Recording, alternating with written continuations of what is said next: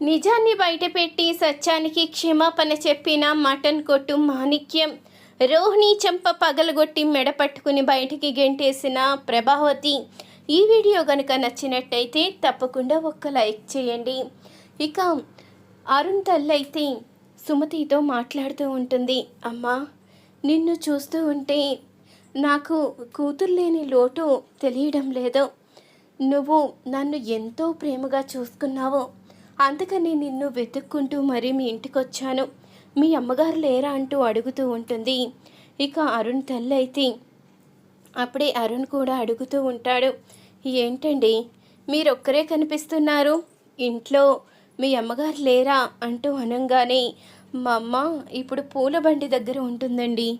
తను వ్యాపారం చేస్తే తప్ప మా కుటుంబం గడవని పరిస్థితి. ఇప్పుడు నేను కూడా జాబ్ చేస్తున్నాను కాబట్టి ఎలాంటి ఇబ్బంది లేదు. కానీ ఇంతకు ముందైతే అమ్మ కష్టంతోనే ఇల్లు గడిచేది అంటూ సుమతి అయితే చెప్తూ ఉంటుంది. నేను మీ అమ్మగారితో మాట్లాడాలని ఎంతో ఆశతో వచ్చాను.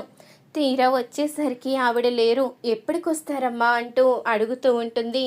అరుణ్ తల్లి అయితే కొంతసేపట్లో వచ్చేస్తారు, అక్కడ పూలు అమ్మడం ఈ పాటికి అయిపోయి ఉంటుంది అంటూ అనగానే, సరేనమ్మా వచ్చే వరకు కూర్చుంటాను అంటూ చెప్తూ ఉంటుంది అరుణ్ తల్లి. అప్పుడే ఇక సుమతి అయితే అడుగుతూ ఉంటుంది, మీరు అసలు ఏ పని మీద వచ్చారో తెలుసుకోవచ్చా అంటూ అనగానే, అది ముందుగా పెద్దవాళ్ళతో మాట్లాడాలమ్మా.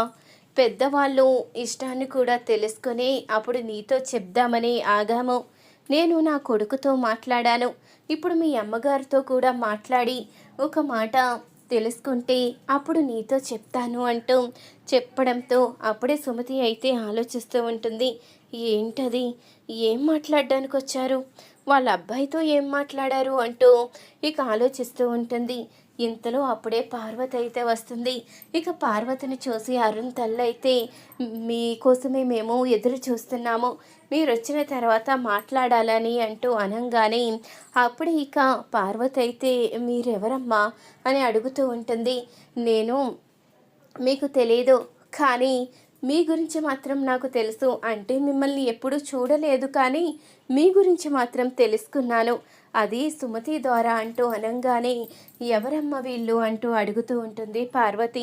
అదేనమ్మా, మొన్న హాస్పిటల్లో జాయిన్ అయినప్పుడు ఎవరూ లేరని దగ్గరుండి చూసుకున్నానని చెప్పాను కదా, ఆవిడే అంటూ అనగానే, అప్పుడిక పార్వతి అయితే, మీరా అమ్మా, బాగున్నారా, ఇప్పుడు హెల్త్ ఎలా ఉంది, అయినా మీరు మా ఇల్లు వెతుక్కుంటూ వచ్చారేంటి అంటూ పార్వతి అయితే అడుగుతూ ఉంటుంది. నేను రావాల్సి వచ్చేలా సుమతి ఏ చేసింది అంటూ అనగానే, ఆ మాటకి పార్వతి సుమతి ఇద్దరు కూడా షాక్ అవుతారు. ఏమైందమ్మా, మా సుమతి ఏదైనా తప్పు చేసిందా అంటూ అడుగుతూ ఉండగా, అయ్యో సుమతి తప్పు చేయడమా, అదేమి కాదండి, సుమతి బంగారం లాంటి పిల్ల, మీ పెంపకం అంత గొప్పగా ఉంది, మీ పెద్దమ్మాయి కూడా ఎంతో చక్కగా వందనంగా మాట్లాడుతుంది, అలాగే సుమతి కూడా ఎంతో చక్కగా మాట్లాడుతుంది, ఇలాంటి పిల్లలు తప్పు చేయడం ఏంటి, మేము పర్సనల్ పని మీద వచ్చాము, ఇలా అడుగుతున్నానని ఏమనుకోకండి, నాకు ఒక్కగానొక్క కొడుకు, వీడు ట్రాఫిక్ పోలీసు, వీడికి పెళ్లి చెయ్యాలని సంబంధాలు చూస్తున్నాను, కానీ మీ సుమతిని చూసిన తర్వాత ఇలాంటి అమ్మాయి నా ఇంటి కోడలుగా వస్తే నాకు కూతురు లేని లోటు తీరిపోతుంది అని అనుకుంటున్నాను, అందుకని ఆ విషయం మీదగానే మాట్లాడడానికి వచ్చాను, మా అబ్బాయికి మీ అమ్మాయిని ఇచ్చి పెళ్లి చేయడానికి మీకు ఎలాంటి అభ్యంతరం లేదు కదా అంటూ అడుగుతూ ఉండగా, అయ్యో మీరే వచ్చి సంబంధం అడుగుతున్నారు, నేను ఏం మాట్లాడాలో అర్థం కావడం లేదు, కానీ ఒక్క మాటమ్మా, మా అల్లుడు గారు అలాగే మా పెద్దమ్మాయి ఇద్దరితో మాట్లాడే మీకు ఏదన్నది చెప్పగలను, ఎందుకంటే ఇంటికి మగదిక్కు లేదు, అల్లుడు గారే ఇంటి పెద్ద కొడుకులా అన్ని బాధ్యతలు తీసుకున్నారు, ఆయనతో ఒక్క మాట మాట్లాడి మీకు ఏదన్నది చెప్తాను, ఈ సంబంధం అయితే నాకు ఇష్టమే, కానీ వాళ్ళకొక్క మాట చెప్పకుండా మీతో చెప్పేస్తే వాళ్ళకి గౌరవం ఇచ్చినట్టు అవ్వదు కదా, అందుకనే అంటున్నాను అంటూ అనగానే, అయ్యో దాంట్లో ఏముంది, వాళ్ళతో మాట్లాడే మీరు చెప్పండి, ఇంటి అల్లుణ్ణి కూడా ఇంటి పెద్ద కొడుకుగా అనుకుంటున్నారు అంటే మీరు ఎంత గొప్పవారో అర్థమవుతుంది. ఇప్పుడు నా కొడుకు కూడా ఇంటి రెండో కొడుకులా అన్ని బాధ్యతలు తీసుకుంటాడు.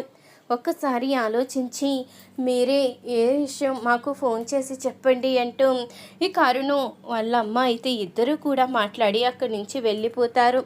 అప్పుడే పార్వతి అయితే ఎంతో సంతోషపడుతూ, అమ్మ సుమతి, ఇన్ని రోజులు నీకు పెళ్లి చెయ్యాలి, మళ్ళీ ఎలాంటి వాళ్ళు వస్తారని చాలా కంగారు పడ్డాను. కానీ ఆ దేవుడి దయ వల్ల గొప్ప సంబంధమే వచ్చినట్టుంది. ఈ విషయం వెంటనే మీనాకి అలాగే అల్లుడు గారికి చెప్పి వాళ్ళ నిర్ణయం కూడా తీసుకుని వెంటనే కుదుర్చుకోవాలి అంటూ ఇక పార్వతమ్మ అయితే ఎంతగానో సంతోషపడిపోతూ ఉంటుంది. అప్పుడు ఇక మీనాకైతే ఫోన్ చేస్తుంది పార్వతమ్మ. అమ్మ మీనా, సుమతికి మంచి సంబంధం వచ్చిందమ్మా. అబ్బాయి పోలీస్ అంట. వాళ్ళే మన ఇల్లు వెతుక్కుంటూ మరే వచ్చి సంబంధం అడిగారు. ఎవరో కాదమ్మా, సుమతి హాస్పిటల్లో ఒక ఆవిడ్ని దగ్గరుండి చూసుకుంది కదా, వాళ్ళ అబ్బాయేనంట. ఆవిడికి సుమతి బాగా నచ్చి మీ అమ్మాయిని మా అబ్బాయికి చేసుకుంటామని అడిగింది. నేనేమో మా అమ్మాయికి మా అల్లుడు గారికి చెప్తే కానీ మీకేమీ చెప్పలేను అని చెప్పాను. అల్లుడు గారు ఉన్నారమ్మా అంటూ అడుగుతూ ఉంటుంది పార్వతమ్మ. ఆయనతో నేను చెప్తానమ్మా, నువ్వు చెప్పిన మాట వింటూ ఉంటే చాలా సంతోషంగా ఉంది. సుమతి లైఫ్ కూడా ఒక దారికి వస్తే అంతకన్నా మనకేం కావాలి అంటూ మీనా అయితే చెప్తుంది. సరే, వచ్చిన తర్వాత చెప్పి నేను ఆయన ఇంటికి వస్తాంలేమ్మా, అప్పుడు మాట్లాడుకుందామంటూ మీనా అయితే అంటూ ఉంటుంది. అప్పుడే ఇక ఫోన్ పెట్టిన తర్వాత ఇంతలో బాలు అయితే వస్తాడు. అప్పుడు ఇక మీనా అయితే జరిగింది చెప్పంగానే, ఏంటి పోలీస్ ఆఫీసర్ సంబంధమే, సుమతి అదృష్టవంతురాలే, చూసావా ఆ రోజు ఆ సంబంధం పోయింది పోయింది అంటూ ఎంతో బాధపడ్డారు. అది పోయింది కాబట్టి ఇంత మంచి సంబంధం వచ్చింది. ఏకంగా పోలీస్ సంబంధం అంటే మనం కాస్త జాగ్రత్తగానే ఉండాలేమో మీనా అంటూ అనంగానే, అదేంటండి అలా మాట్లాడుతున్నారు అంటూ అడుగుతూ ఉంటుంది మీనా. మరి లేకపోతే ఏంటి, పోలీసులు ఉత్తి పుణ్యాన్ని వాళ్ళ ఇష్టం వచ్చినట్టు ఏవోటి నిందలు వేస్తూ ఉంటారు. ఇప్పుడు సుమతి కాబోయే భర్త కూడా ఒకవేళ అలా అన్నా చేస్తూ ఉంటాడేమో అంటూ అనంగానే, అందుకేనండి అమ్మ మనతో చెప్పి వాళ్ళకి నిర్ణయం చెప్తాను అంది. అసలు ఆ సంబంధం ఏంటి, వాళ్ళు ఎలాంటి వాళ్ళు, ఇవన్నీ తెలుసుకున్న తర్వాతే మనం ఒప్పుకోవాలి అంటూ మీనా అయితే చెప్పంగానే, అయ్యో ఆ విషయంలో నువ్వు చెప్పాలా, అది నేను చూసుకుంటాను. ఎంక్వైరీ చేసిన తర్వాతే సుమతిని వాళ్ళకి ఇస్తామని చెప్పాలి. అప్పటి వరకు మన నిర్ణయం చెప్పడానికి లేదు అంటూ ఇక చెప్తూ ఉంటాడు బాలు. అయితే సరేనండి, ముందు అమ్మ దగ్గరికి వెళ్ళి మాట్లాడొద్దాము పదండి అంటూ మీనా అయితే అంటూ ఉంటుంది. అప్పుడే బాలు మీనా ఇద్దరూ కూడా పార్వతమ్మ దగ్గరికి అయితే బయలుదేరుతారు. ఇంతలో వెళ్తూ ఉండగా దారిలో అనుకోకుండా మటన్ కొట్టు మాణిక్యం అయితే మటన్ కొట్టుతూ కనిపిస్తాడు. అప్పుడే అది చూసిన బాలు మీనా అయితే ఒక్కసారిగా షాక్ అయి అక్కడే ఆగిపోతారు. మీనా, అలా చూడు, దుబాయ్ మామ ఇక్కడ మటన్ కొడుతున్నాడేంటి అంటూ చూస్తూ ఉండగా ఇంతలో తెలిసిన ఆవిడ అటుగా వెళ్తూ ఉండగా మీనా అయితే అడుగుతూ ఉంటుంది, అక్క అతను ఇక్కడ మటన్ కొడుతున్నాడేంటి అంటూ అనంగానే, అతను మటన్ కొట్టకపోతే ఏం చేస్తాడమ్మా, అతను వృత్తే అది, అతని పేరు మటన్ కొట్టు మాణిక్యం. ఈ ఏరియాలో ఇతను షాప్ అంటే చాలా ఫేమస్, ఇతను తెలియని వాళ్ళంటూ ఎవ్వరూ లేరు అంటూ ఆవిడ చెప్పేసరికి ఇక బాలు మీనా అయితే, ఏంటి ఇతని పేరు మటన్ కొట్టు మాణిక్యమా, మరి దుబాయ్ మామ అంటూ ఎన్నో కోతలు కోసిందిగా రోహిణి, ఇప్పుడు చెప్పాలి అంటూ ఇక మటన్ కొట్టు మాణిక్యం దగ్గరికి అయితే బాలు మీనా ఇద్దరు కూడా వెళ్తారు. బాలు మీనాని చూసిన మాణిక్యం అయితే ఒక్కసారిగా షాక్ అవుతాడు. మీరా, మీరు అంటూ కంగారు పడుతూ ఉంటాడు. ఏంటి మేకమామ అంత కంగారు పడుతున్నావు, దుబాయ్ నుంచి ఇక్కడికి ఎప్పుడొచ్చి మటన్ కొట్టడం నేర్చుకున్నావు అంటూ అనంగానే, అది దుబాయ్ నుంచి వచ్చి 2 రోజులైంది, ఏమీ తోచగా ఇలా వస్తే ఇది మా ఫ్రెండ్ కొట్టే, ఏమీ తోచడం లేదురా అంటే ఇక్కడ కాసేపు ఉండు, నాకు కొంచెం పని ఉంది అంటూ అర్జెంటుగా వెళ్ళిపోయాడు. అందుకే చేసేదేమీ లేక ఫ్రెండ్ కొట్టే కదా అని ఇక్కడ మటన్ కొడుతున్నాను అంటూ ఇక చెప్పంగానే, ఏంటి మేక మామ, మా చెవిలో ఎన్న కాలీఫ్లవర్ పెట్టుకున్నాము అనుకున్నావా? ఇక్కడ ఫ్రెండ్ కొట్టు నేను వచ్చి 2 రోజులైందని అబద్ధం చెప్తున్నావు. ఈ ఏరియాలో మటన్ కొట్టు మాణిక్యం అంటే ఎంత ఫేమస్సో, నీ షాపుకి ఎంత పేరుందో ఇదంతా మేము తెలుసుకునే వచ్చాం మామా అంటూ ఇక బాలు అనంగానే, ఆ మాటకి ఇక మటన్ కొట్టు మాణిక్యం అయితే, బాబు నన్ను క్షమించు బాబు, ఏదో బుద్ధి తక్కువయ్యి మీ ఇంటికి వచ్చి అబద్ధం చెప్పాను. దీని వెనుక నా స్వార్థమేమీ లేదు బాబు. ఆ రోహిణి నాతో ఇలా అబద్ధం చెప్పించింది. నాకు సినిమాల్లో అవకాశం కల్పిస్తానని చెప్పి ఇలా చేయించింది బాబు. నేను కావాలని చేయలేదు అంటూ అనగానే, అప్పుడే బాలు మీనా ఇద్దరు కూడా, ఇది చెప్పవలసింది మా దగ్గర కాదు, వినేవాళ్ళు వేరే వాళ్ళు ఉన్నారు, ముందు పద అంటూ మటన్ కొట్టు మాణిక్యాన్ని ఇంటికైతే తీసుకుని వెళ్తారు. అప్పటికి ఇంటి దగ్గర అయితే ప్రభావతి సత్యం ఇద్దరు కూర్చుని ఉండగా బాలు మీనా మటన్ కొట్టు మాణిక్యాన్ని తీసుకురావడంతో, ఇదేంటి మీరు మళ్ళీ వచ్చారేంటి అంటే, రోహిణి ఆస్తులు ఏవైనా వచ్చాయా, ఆ శుభవార్త తీసుకొచ్చారా అంటూ అడుగుతూ ఉండగా, ఆ శుభవార్త తీసుకొచ్చాడు, నీకు వరుసగా మేకల మందిస్తాడు తీసుకో అంటూ బాలు అయితే అంటూ ఉంటాడు. ఇంతలో అప్పుడే రోహిణి అయితే వస్తుంది. ఏంటి మావయ్య, మీరు ఎలా వచ్చారేంటి అంటూ అడుగుతూ ఉంటుంది రోహిణి.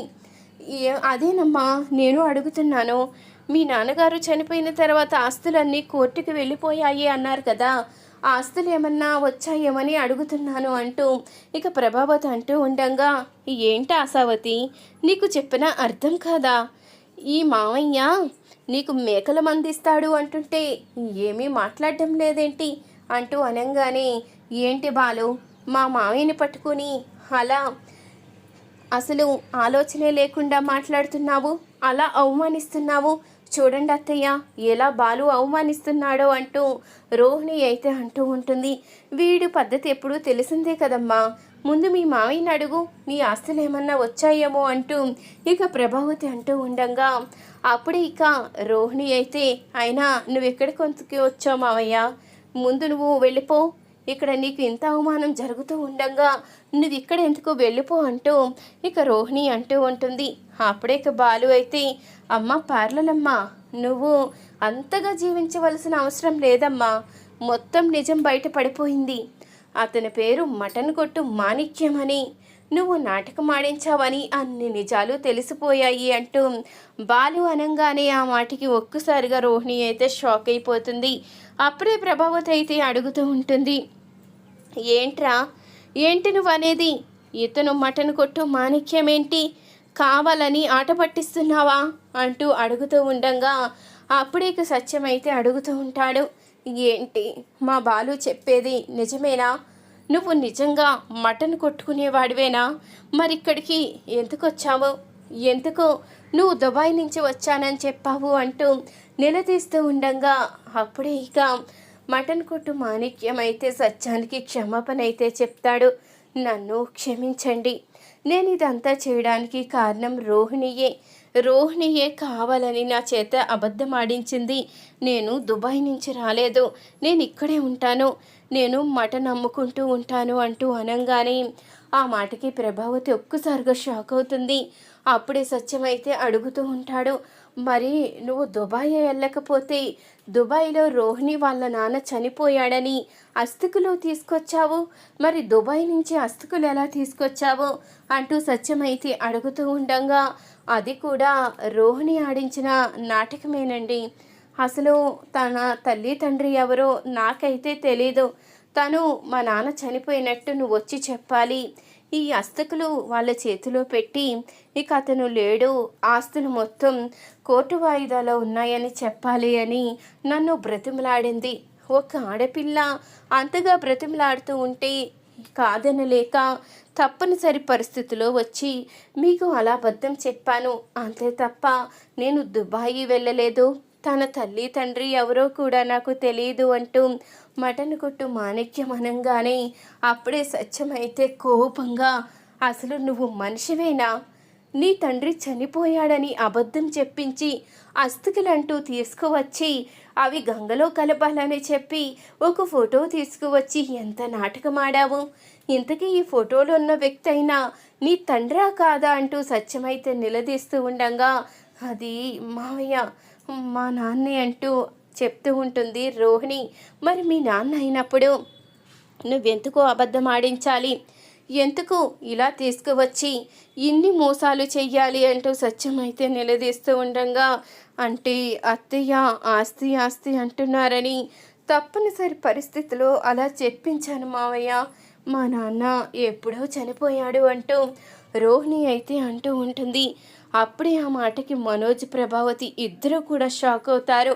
అంటే ఆ రోజు మీ నాన్న నీలో ఐక్యమైనట్టు గాలు అల్లినట్టు మమ్మల్ని కావాలని కొట్టావా, నువ్వు కావాలని నటిస్తూ మా ఇద్దరికి ఆ రోజు చుక్కలు చూపించావా, అంటే నీకు ఎలాంటి ఆస్తులు లేవన్నమాట, కావాలని మోసం చేసి మా ఇంట్లో అడుగు పెట్టాము, నీలాంటి దాన్ని ఎప్పటికీ క్షమించడానికే వీల్లేదు అంటూ ప్రభావతి అయితే ఇక రోహిణిని ఆ చెంప ఈ చెంప అయితే పగలగొడుతుంది. అత్తయ్య అది కాదు అత్తయ్య, నా మాట ఒక్కసారి వినండి, నేను మనోజ్ని ఇష్టపడ్డాను అత్తయ్య, మనోజ్ని పెళ్లి చేసుకోవాలి అంటే మీకు అబద్ధం చెప్పక తప్పలేదు. నేను గనక మీనాలాగే లేనింటి కుటుంబం నుంచి వచ్చాను అంటే మీరు నన్ను ఎక్కడ మీ ఇంటి కోడలుగా చేసుకోరు అని అబద్ధం చెప్పాను అత్తయ్య, నాకు ఎవ్వరూ లేరు, నేను అనాథని అంటూ రోహిణి అయితే అంటూ ఉంటుంది. నువ్వు అనాథవైతే నాకేంటి, గుడి ముందు అడుక్కునేదానివైతే నాకేంటి, ఇంత మోసం చేసిన నిన్ను ఎలా వదులుతాను అనుకున్నావో, నిన్ను నెత్తిని పెట్టుకు చూసుకున్నాను, నీకు ఎంతో విలువిచ్చాను, నిన్ను ఎలాంటి తప్పులు చేసినా కాపాడుతూ వచ్చాను, మనోజ్ని నిన్ను వెనకేసుకు వచ్చి ఇంట్లో అందరి ముందు ఎన్నోసార్లు నేను ఒక దోషలా నిలబడ్డాను, అలాంటి నాకు ఇంత ద్రోహం చెయ్యాలని ఎలా అనిపించిందే, నిన్ను క్షమించను, నువ్వు ఇంట్లో ఉండడానికే వీల్లేదు అంటూ ఇక ప్రభావతి అయితే అంటూ ఉండగా మనోజ్ నువ్వైనా చెప్పు మనోజ్, నువ్వు లేకుండా బ్రతకలేను మనోజ్, నీకోసమే ఇదంతా చేశాను అంటూ రోహిణి అంటూ ఉంటుంది. అప్పుడే ప్రభావతి అయితే రోహిణి ఎదురుగా వచ్చి చంపేస్తాను, మళ్ళీ వాడిని బ్రతిమలాడి ఇంట్లో ఉండాలని నాటకాలేస్తే ఊరుకునే ప్రసక్తే లేదు, ఇన్ని రోజులు నువ్వు ఎన్ని నాటకాలు ఆడినా 40 లక్షలు మింగేసి నీ తండ్రి దగ్గర నుంచే తెచ్చానని వాడి చేత షాపు పెట్టించి వీళ్ళందరి నెత్తిన చెంగేసిన ఏదో వాడి మీదున్న ప్రేమతో ఊరుకున్నాను, ఇన్ని విషయాలు బయటపడి నువ్వు ఇంత మోసం చేశావని తెలిసిన తర్వాత ఎలా క్షమిస్తాననుకున్నావు, నేనెన్న పిచ్చిదాల్లా కనిపించానా, నువ్వు ఇంట్లో ఉండడానికే వీల్లేదు, నువ్వు బయటకు వెళ్ళు, ఇక మీదట నీకు ఈ ఇంటికి ఎలాంటి సంబంధం లేదు అంటూ ప్రభావతి అయితే అంటూ ఉంటుంది.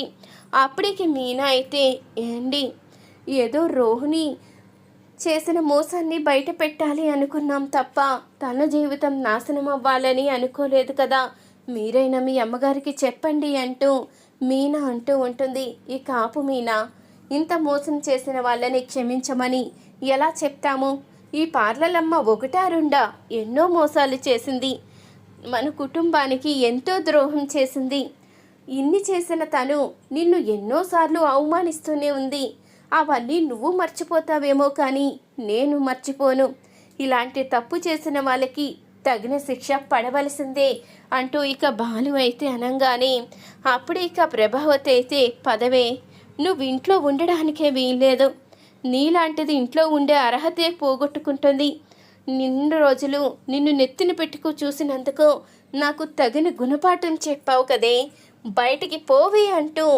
మెడ పట్టుకుని బయటికి గెంటేస్తుంది ప్రభావతి. అత్తయ్య నేను చెప్పేది వినండి అత్తయ్య, నేను చేసింది తప్పే కాదనడం లేదు, ఇదంతా మనోజ్ కోసమే చేశాను, మనోజ్ మీద ప్రేమతోనే చేశాను, మనోజ్ని ప్రాణంగా ప్రేమించాను, ఎక్కడ తను దూరం అవుతాడో అని ఇన్ని రోజులు మీకు అబద్ధం చెప్పాను తప్ప నేను చేసిన మోసం ఏముంది అత్తయ్య, దయచేసి అర్థం చేసుకోండి, నన్ను క్షమించండి మావయ్య, మీరైనా చెప్పండి అంటూ ఇక అంటూ ఉండగా అప్పుడే సత్యమైతే ప్రభావతి అమ్మాయిని లోపలికి రమ్మను అంటూ చెప్తూ ఉంటాడు. మీకు తెలీదు, మీరెవ్వరూ మాట్లాడకండి. ఇన్ని రోజులు నెత్తిన పెట్టుకున్న నాకు ఇంత ద్రోహం చేసిన ఇది ఇంట్లో ఎలా ఉంటుంది? ఇంత మోసం చేసింది, రేపన్న రోజు ఇంకెంత మోసం చేస్తుందో, ఇలాంటిది ఉండడానికి వీల్లేదు అంటూ ప్రభావతి అయితే రోహిణికి షాక్ ఇస్తుంది. ఈ వీడియో కనుక నచ్చితే ఒక్క లైక్ చేయండి.